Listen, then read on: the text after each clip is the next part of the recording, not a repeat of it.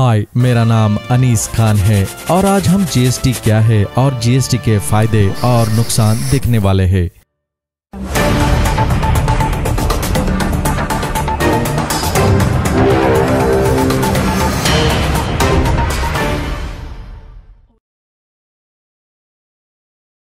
अगर आपको मेरा ये वीडियो पसंद आता है तो मेरे चैनल को सब्सक्राइब कीजिए और बेल आइकॉन पर प्रेस करके मेरे आने वाले वीडियो से अपडेट रहिए। जीएसटी यानी goods and service tax. GST के तहत प्रोडक्ट्स और सर्विसेज पर एक समान टैक्स लग जाएगा। जिस कंट्री में जीएसटी लागू नहीं है वहां पर हर प्रोडक्ट और सर्विस पर अलग अलग टैक्स लग जाता है।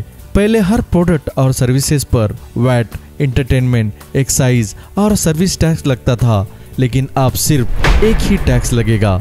जीएसटी के लागू होने से पूरे देश में उस प्रोडक्ट और सर्विसेज की एक ही कीमत होगी। संविधान के मुताबिक केंद्र सरकार और राज्य सरकार अपने हिसाब से प्रोडक्ट और सर्विसेज पर टैक्स लगाते थे। अगर कोई कंपनी या मैन्युफैक्चरर अपना प्रोडक्ट एक राज्य से दूसरे राज्य में बेचते हैं तो उन्हें कई तरह के टैक्स दोनों राज्यों को चुकाने पड़ते थे।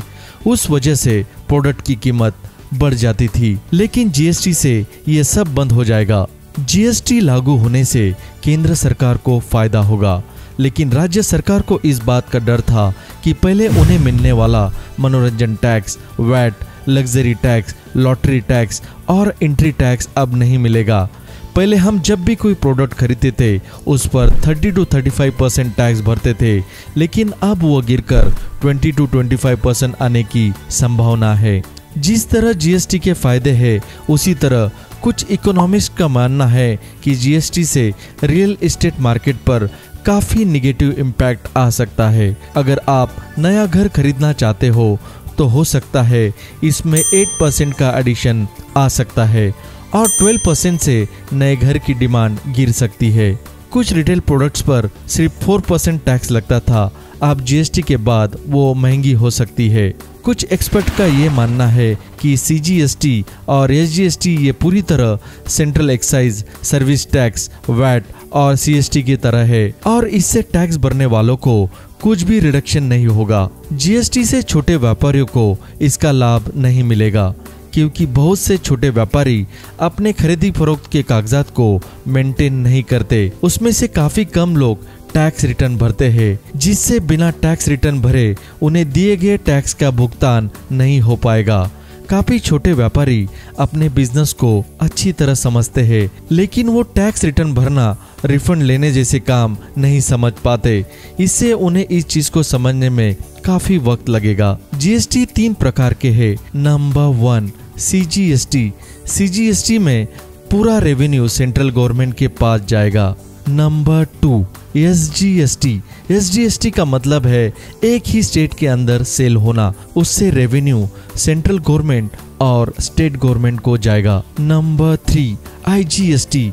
आईजीएसटी मतलब कोई प्रोडक्ट का एक स्टेट से दूसरे स्टेट के अंदर सेल होना, इसका रेवेन्यू सेंट्रल गवर्नमेंट को जाएगा। अब हम एग्जाम्पल के तौर पर जीएसटी को समझते हैं। जीएसटी अगर 18% है और अगर कोई डीलर कोई प्रोडक्ट को उसी स्टेट के अंदर बेच रहा है और उस प्रोडक्ट की कीमत अगर 100 रुपीज है तो उसे 9% सीजीएसटी और 9% एसजीएसटी लगेगा। 100 रुपीज के ऊपर उसे 18 रुपीज टैक्स भरना होगा, जिससे 9 रुपीज सेंट्रल गवर्नमेंट को जाएगा और 9 रुपीज स्टेट गवर्नमेंट को जाएगा। और वही डीलर अगर वही प्रोडक्ट दूसरे स्टेट के अंदर बेच रहा है और उस प्रोडक्ट की कीमत 100 रुपीज है तो उसे सीधे पूरा 18% आईजीएसटी यानी 18 रुपीज सेंट्रल गवर्नमेंट को देना होगा।